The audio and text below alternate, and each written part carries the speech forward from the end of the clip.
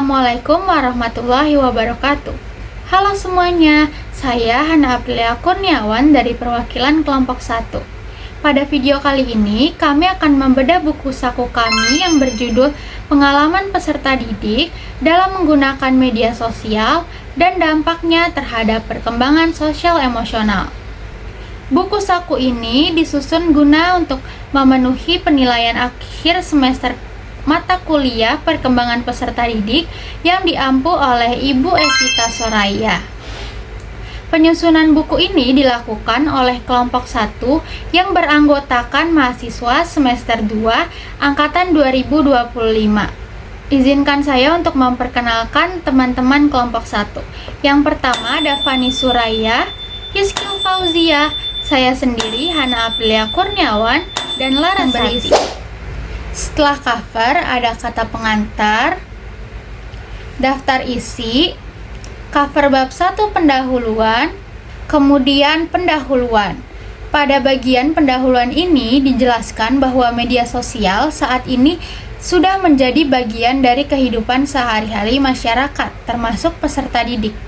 Melalui media sosial, peserta didik dapat berkomunikasi, berbagi informasi, mencari hiburan, hingga mengekspresikan diri. Kemajuan teknologi dan semakin mudahnya akses internet membuat penggunaan media sosial terus meningkat dari tahun ke tahun. Meskipun memiliki banyak manfaat, media sosial juga dapat memberikan dampak terhadap perkembangan sosial emosional peserta didik. Di satu sisi, media sosial dapat membantu peserta didik menambah teman, memperoleh informasi, mendukung proses belajar, dan mengembangkan kreativitas. Namun, jika digunakan secara berlebihan atau tidak bijak, media sosial juga dapat mengurangi interaksi secara langsung, memicu kecanduan, meningkatkan resiko cyberbullying, bahkan mempengaruhi kesehatan mental. Oleh karena itu, tema ini penting untuk dibahas agar kita dapat memahami bagaimana pengalaman peserta didik dalam menggunakan media sosial serta pengaruhnya terhadap perkembangan sosial emosional peserta didik. Selain itu, pembahasan ini juga diharapkan dapat meningkatkan kesadaran akan pentingnya pendampingan dari orang tua dan pendidik agar media sosial dimanfaatkan secara bijak dan bertanggung jawab. Selanjutnya ada cover bab 2 pembahasan. Nah, salah satu pembahasannya yang pertama itu adalah latar belakang isu. Pada bagian latar belakang dijelaskan bahwa jumlah pengguna media sosial di Indonesia terus mengalami peningkatan. Bahkan, kelompok usia 13 sampai 24 tahun menjadi kelompok yang paling banyak menggunakan media sosial. Hal ini menunjukkan bahwa media sosial telah menjadi bagian yang sangat dekat dengan kehidupan remaja dan peserta didik. Berbagai penelitian menunjukkan bahwa media sosial memberikan dampak positif sekaligus negatif. Dampak positifnya antara lain memudahkan peserta didik mencari informasi, berdiskusi mengenai tugas sekolah, serta memperluas pertemanan.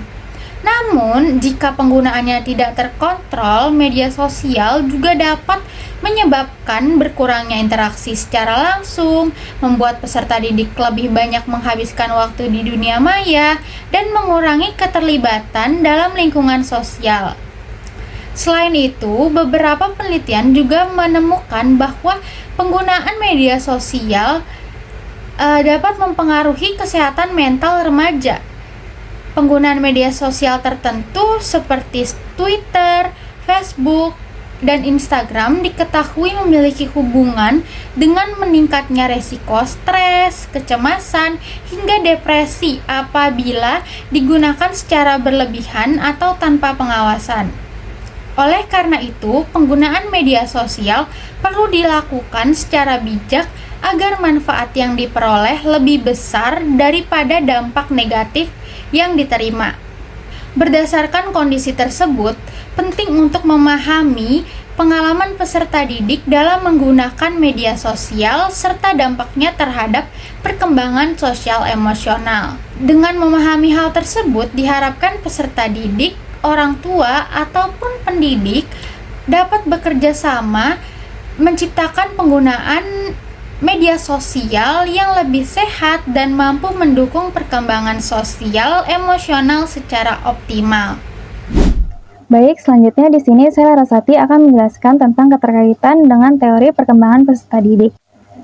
Jadi, pada mata kuliah perkembangan peserta didik, penggunaan sosial media ini berkaitan erat dengan perkembangan sosial emosional. Nah, menurut Telambuana dan kawan-kawan pada tahun 2025, perkembangan sosial emosional adalah kemampuan peserta didik untuk berinteraksi dengan orang lain, membangun hubungan, serta mengenali dan mengelola emosi.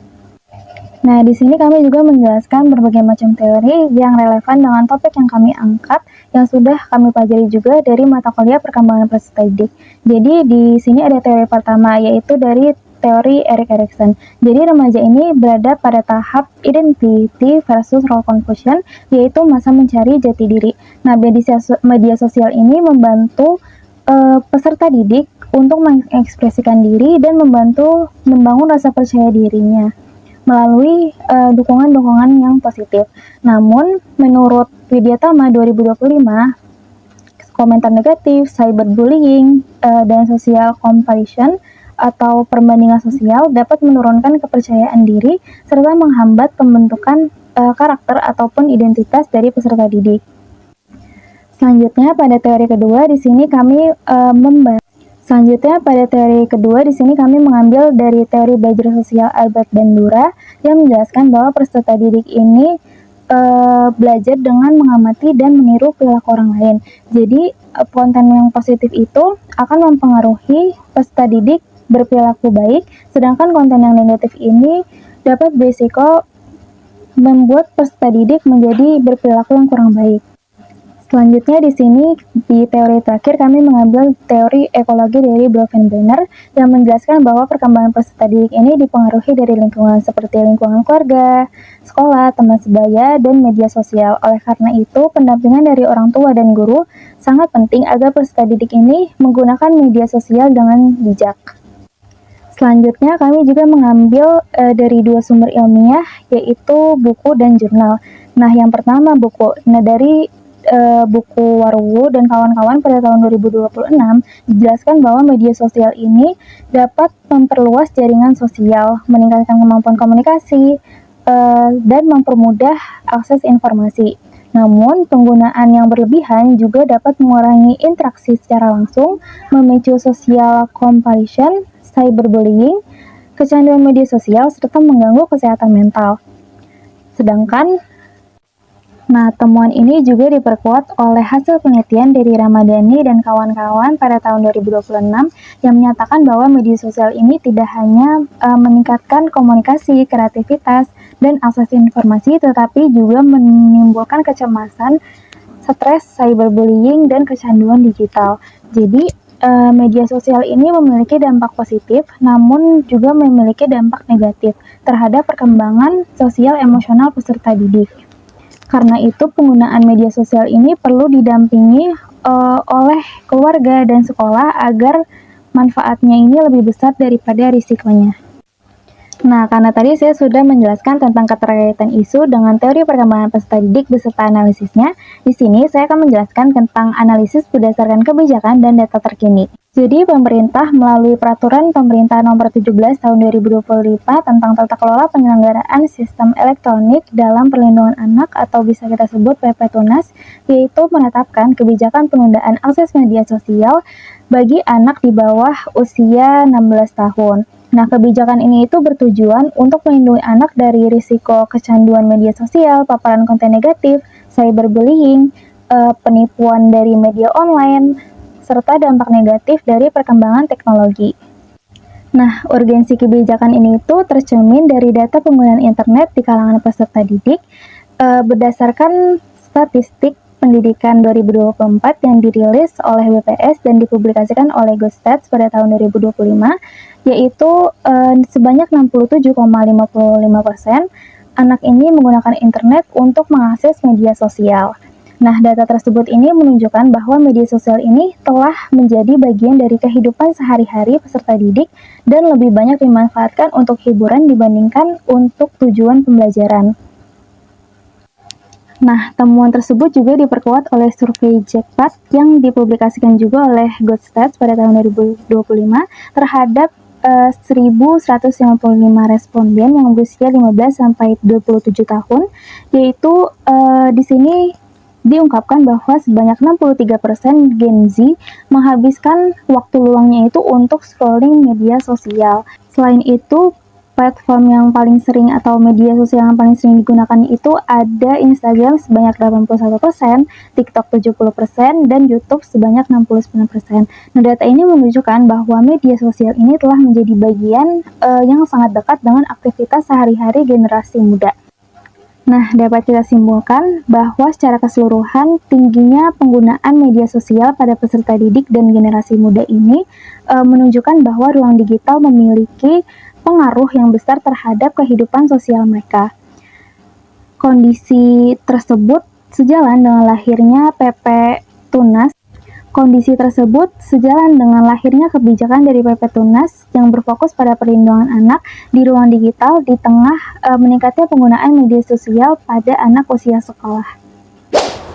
Baik, saya Hizkil Fauzia. Selanjutnya, saya akan membahas mengenai tantangan, peluang, serta solusi dan rekomendasi terkait penggunaan media sosial terhadap perkembangan sosial emosional peserta didik. Media sosial pada dasarnya merupakan bagian dari perkembangan teknologi yang tidak dapat dipisahkan dari kehidupan peserta didik saat ini. Oleh karena itu, yang menjadi perhatian bukan hanya seberapa sering media sosial digunakan, tetapi bagaimana media tersebut memengaruhi perkembangan sosial dan emosional mereka. Yang pertama mengenai tantangan. Tantangan yang pertama adalah tekanan psikologis akibat perbandingan sosial atau social compression. Peserta didik seringkali membandingkan dirinya dengan kehidupan orang lain yang ditampilkan di media sosial. Mereka melihat teman atau influencer yang tampak lebih cantik, lebih pintar, lebih sukses, atau lebih bahagia, padahal apa yang ditampilkan di media sosial belum tentu menggambarkan kondisi yang sebenarnya. Menurut Sosilo dan Aldava tahun 2025, kondisi ini dapat memunculkan rasa insecure, rendah diri, hingga kecemasan sosial. Selain itu, tekanan untuk memperoleh banyak likes dan komentar positif juga dapat membuat peserta didik terlalu fokus pada citra diri yang sempurna. Jika dikaitkan dengan teori Erik Erikson, terutama tahap identity versus role confusion, remaja memang sedang berada pada fase pencarian jati diri, ketika penilaian terhadap diri lebih banyak bergantung pada validasi dari media sosial dibandingkan pada penerimaan diri sendiri. Proses pembentukan identitas dapat terganggu dan menimbulkan kebingungan terhadap konsep dirinya.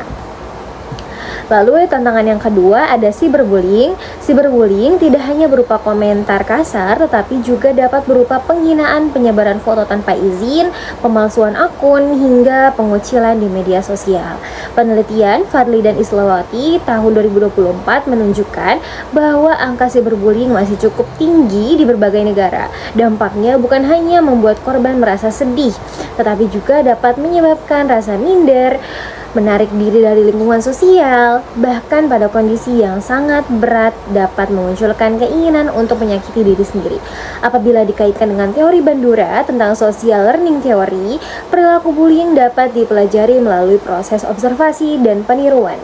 Ketika peserta didik melihat perilaku menghina atau mengejek dianggap sebagai sesuatu yang biasa di media sosial dan tidak mendapatkan konsekuensi, mereka berpotensi meniru perilaku tersebut dalam kehidupan nyata maupun di dunia digital. Selanjutnya adalah distraksi dan penurunan produktivitas belajar. Notifikasi media sosial, game online, maupun berbagai konten hiburan membuat peserta didik sering melakukan multitasking. Akibatnya konsentrasi belajar menjadi berkurang, sehingga prestasi akademik juga dapat menurun. Menurut Fadli dan Islawati tahun 2024, penggunaan media sosial yang berlebihan dapat mengurangi fokus belajar dan menurunkan produktivitas peserta didik.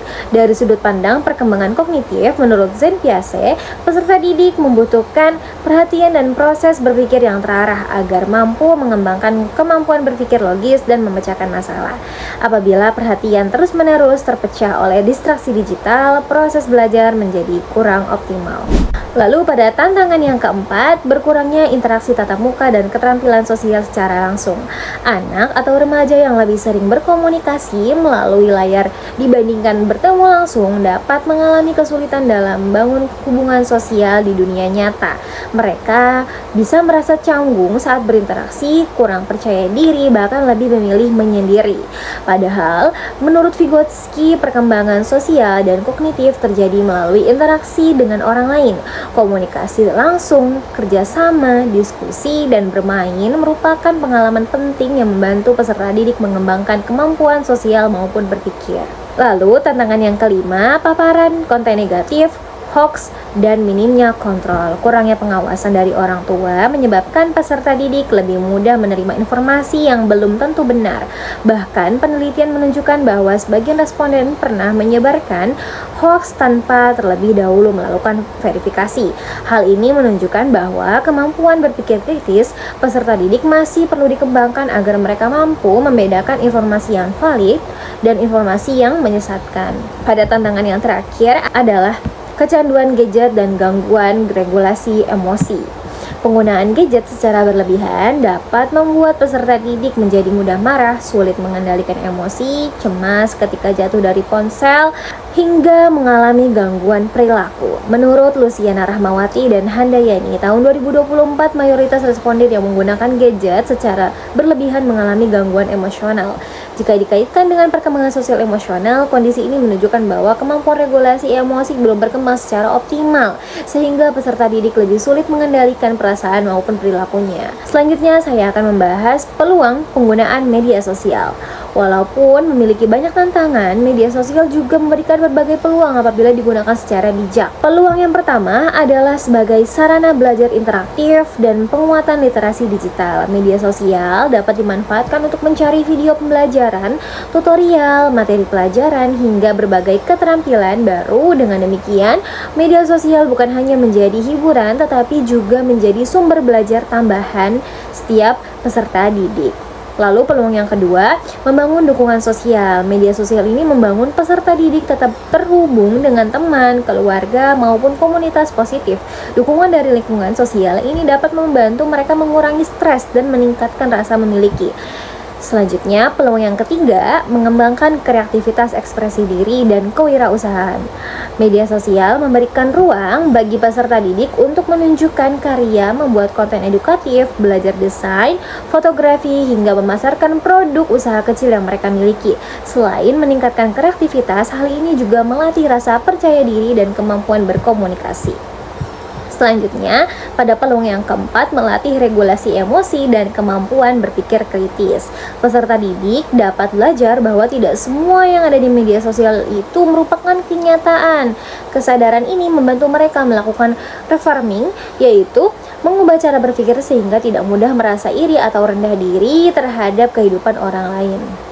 Lalu ada peluang yang terakhir, menguatkan karakter dan kemampuan kolaborasi. Teknologi memudahkan peserta didik bekerja sama dalam mengerjakan tugas, berdiskusi secara daring, berbagi ide, dan saling membantu menyelesaikan masalah. Jika diarahkan dengan baik oleh guru maupun orang tua, media sosial justru dapat memperkuat kemampuan kerja sama, komunikasi, dan tanggung jawab peserta didik. Selanjutnya, saya akan membahas solusi dan rekomendasi dari kelompok kami. Menurut kelompok kami, keberhasilan peserta didik dalam menggunakan media sosial tidak hanya bergantung pada dirinya sendiri, tetapi juga memerlukan kerjasama antara peserta didik, keluarga, dan sekolah. Yang pertama, rekomendasi untuk peserta didik. Peserta didik perlu belajar mengenali emosinya sendiri ketika menggunakan media sosial. Misalnya, dengan bertanya kepada diri sendiri, apakah setelah melihat konten ini saya akan merasa termotivasi, atau justru saya merasa cemas, atau justru saya merasa gelisah. Selain itu, mereka juga harus perlu selektif mengikuti akun yang memberikan manfaat seperti akun-akun edukasi, mengembangkan keterampilan, atau motivasi dibandingkan akun yang hanya mendorong pencarian validasi sosial. Lalu yang kedua, rekomendasi untuk orang tua perlu menjadi teladan dalam menggunakan gadget secara bijak. Mereka juga perlu mendampingi anak, menetapkan batas waktu penggunaan gadget, mengawasi aktivitas digital anak, serta menyediakan waktu untuk berkomunikasi secara langsung. Jika dikaitkan dengan teori Bronfenbrenner, keluarga merupakan bagian dari mikrosistem, yaitu lingkungan yang memiliki pengaruh paling besar terhadap perkembangan peserta didik. Oleh karena itu, kualitas pendampingan orang tua sangat menentukan bagaimana anak menggunakan teknologi secara sehat. Lalu yang ketiga, rekomendasi untuk sekolah dan guru. Sekolah perlu memberikan pendidikan literasi digital seperti mengenalkan jejak digital, cara membedakan informasi yang benar, etika berkomunikasi bagaimana di dunia maya, serta prosedur melaporkan cyberbullying. Selain itu, sekolah juga perlu memiliki kebijakan penggunaan gadget yang jelas serta menyediakan program pengembangan keterampilan sosial dan pengelolaan emosi agar peserta didik mampu menggunakan teknologi secara bertanggung jawab. Selanjutnya, saya Fani Suraya akan menjelaskan kesimpulan. Berdasarkan pembahasan yang telah kelompok kami paparkan, dapat disimpulkan bahwa media sosial telah menjadi bagian yang tidak terpisahkan dari kehidupan peserta didik dan memberikan pengaruh terhadap perkembangan sosial emosional mereka. Pengaruh tersebut dapat bersifat positif maupun negatif. Di satu sisi, media sosial dapat menjadi sarana untuk belajar, memperluas akses informasi, mengembangkan kreativitas, serta membangun komunikasi hubungan sosial.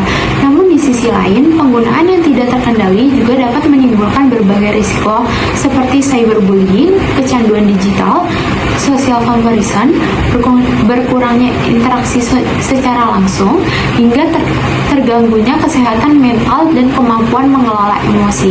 Oleh karena itu, dapat dipahami bahwa dampak media sosial tidak semata-mata ditentukan oleh platformnya, tetapi juga oleh cara penggunaan, intensitas penggunaan, serta lingkungan yang mendampingi peserta didik. Dengan demikian, media sosial dapat menjadi sarana yang mendukung perkembangan sosial secara emosional apabila dimanfaatkan secara tepat sesuai dengan kebutuhan dan tahapan perkembangan peserta didik masing-masing. Dari pembahasan yang telah kelompok kami lakukan, kami memahami bahwa perkembangan sosial emosional peserta didik pada era digital tidak lagi hanya dipengaruhi oleh keluarga, sekolah, dan lingkungan masyarakat, tetapi juga oleh pengalaman yang mereka peroleh melalui media sosial. Saat ini, media sosial telah menjadi bagian dari kehidupan sehari-hari yang dapat mempengaruhi cara peserta didik berkomunikasi, membangun hubungan dengan orang lain, memandang diri sendiri, hingga mengelola emosinya. Hal ini menunjukkan bahwa perkembangan teknologi memiliki keterkaitan yang erat dengan proses perkembangan peserta didik. Melalui kajian ini, kami juga menyadari bahwa yang menjadi persoalan bukanlah keberadaan media sosial itu sendiri, melainkan bagaimana media sosial digunakan. Apabila dimanfaatkan secara bijaksana dan disertai pendampingan yang tepat, media sosial dapat menjadi sarana untuk belajar, mengembangkan kreativitas, memperluas wawasan, serta meningkatkan kemampuan yang untuk berkomunikasi. Sebaliknya, jika digunakan tanpa pengawasan, media sosial dapat memberikan dampak negatif terhadap perkembangan sosial emosional peserta didik.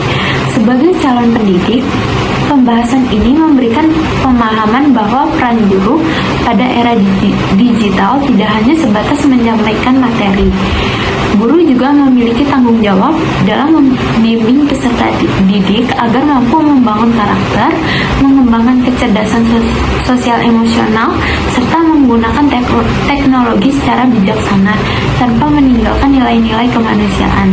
Oleh karena itu, diperlukan kolaborasi antara keluarga, sekolah, pemerintah, dan masyarakat agar media sosial dapat dimanfaatkan sebagai sarana yang mendukung tumbuh kembang peserta didik secara optimal. Baik, selanjutnya saya akan memaparkan isi dari infografis. Yang pertama, keterkaitan dengan teori. Pada bagian pertama, kami mengaitkan pembahasan dengan beberapa teori perkembangan. Teori pertama adalah Erik Erikson. Menurut Erik, peserta didik sedang berada pada tahap pembentukan identitas diri. Media sosial dapat menjadi sarana untuk mengekspresikan diri dan mencari mencari jati diri. Namun apabila digunakan secara berlebihan, peserta didik rentan membandingkan dirinya dengan orang lain atau social comparison, sehingga dapat menurunkan rasa percaya diri. Selanjutnya adalah teori Albert Bandura. Bandura menjelaskan bahwa anak belajar melalui proses observasi atau meniru perilaku yang dilihat. Dalam konteks media sosial, peserta didik dapat dengan mudah meniru perilaku, gaya hidup, bahasa, maupun kebiasaan yang muncul di media sosial, baik yang positif maupun yang negatif. Kemudian, menurut Brown Verbrenner, media sosial saat ini menjadi bagian dari lingkungan yang mempengaruhi perkembangan anak. Oleh karena itu, pengawasan dan pendampingan dari keluarga maupun sekolah dapat diperlukan agar pengaruh lingkungan tetap memberikan dampak positif. Selain teori, kami juga mengaitkan dengan hasil penelitian yang menunjukkan bahwa penggunaan media sosial secara bijak dapat meningkatkan komunikasi dan kreativitas. Sebaliknya, penggunaan yang berlebihan dapat meningkatkan resiko kecanduan, stres, cyberbullying, hingga gangguan kesehatan mental. Selanjutnya mengenai kebijakan. Pemerintah telah mengeluarkan peraturan pemerintah nomor 17 tahun 2025 tentang tata kelola penyelenggaraan sistem elektronik dalam perlindungan anak yang mengatur pembatasan akses media sosial bagi anak di bawah usia tertentu. Tujuan kebijakan ini adalah memberikan perlindungan terhadap anak dari berbagai risiko di ruang digital, seperti paparan konten negatif, cyberbullying, maupun kecanduan media sosial. Hal ini menunjukkan bahwa penggunaan media sosial pada anak bukan hanya menjadi tanggung jawab keluarga, tetapi juga menjadi perhatian pemerintah. Berdasarkan data yang kami cantumkan pada buku saku, penggunaan internet dan media sosial di kalangan anak sekolah terus meningkat. Sebagian besar anak menghabiskan waktu luangnya dengan melakukan scrolling media sosial. Platform yang paling banyak digunakan adalah Instagram, TikTok, dan YouTube. Data tersebut menunjukkan bahwa media sosial telah menjadi bagian dari aktivitas sehari-hari peserta didik, sehingga diperlukan kemampuan literasi digital agar mereka mampu menggunakan media sosial secara sehat dan bertanggung jawab. Media sosial juga menghadirkan berbagai tantangan terhadap perkembangan sosial emosional peserta didik. Beberapa tantangan tersebut antara lain, yang pertama munculnya tekanan psikologis akibat membandingkan diri dengan orang lain. Yang kedua, menurunnya rasa percaya diri akibat cyberbullying. Yang ketiga, terganggunya fokus dan produktivitas belajar. Yang keempat, berkurangnya interaksi sosial secara langsung. Yang kelima, meningkatnya paparan hoaks dan konten negatif, serta resiko kecanduan gadget. Apabila tidak ditangani sejak dini, dampak tersebut dapat mempengaruhi kesehatan mental maupun perkembangan karakter peserta didik. Namun demikian, media sosial tidak selalu berdampak negatif. Apabila digunakan secara tepat, media sosial dapat menjadi sarana memperoleh informasi edukatif, memperluas relasi, mengembangkan kreativitas, melatih kemampuan komunikasi, meningkatkan kolaborasi, serta membantu peserta didik mengembangkan berbagai potensi yang dimilikinya. Dengan kata lain, yang menjadi fokus utama bukanlah melarang penggunaan media sosial, melainkan membimbing peserta didik agar mampu menggunakan secara bijak. Berdasarkan pembahasan tersebut, kami memberikan beberapa rekomendasi. Bagi peserta didik, gunakan media sosial secara bijak, mampu mengelola emosi, serta memilih konten yang positif dan bermanfaat. Bagi orang tua, penting untuk mendampingi pengguna gadget, memberikan batasan waktu layar, serta menjadi teladan dalam penggunaan media sosial.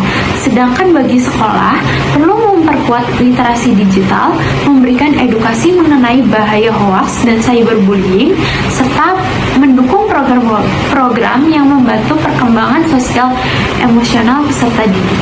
Demikian pemaparan dari kelompok kami mengenai pengalaman peserta didik dalam menggunakan media sosial dan dampaknya terhadap perkembangan sosial emosional. Semoga materi yang telah kami sampaikan dapat memberikan pemahaman dan manfaat bagi kita semua. Apabila dalam penyampaian terdapat kekurangan, kesalahan dalam penyampaian informasi maupun penggunaan kata-kata yang kurang berkenan, kami memohon maaf yang sebesar-besarnya. Terima kasih atas perhatian yang telah diberikan. Wassalamualaikum warahmatullahi wabarakatuh.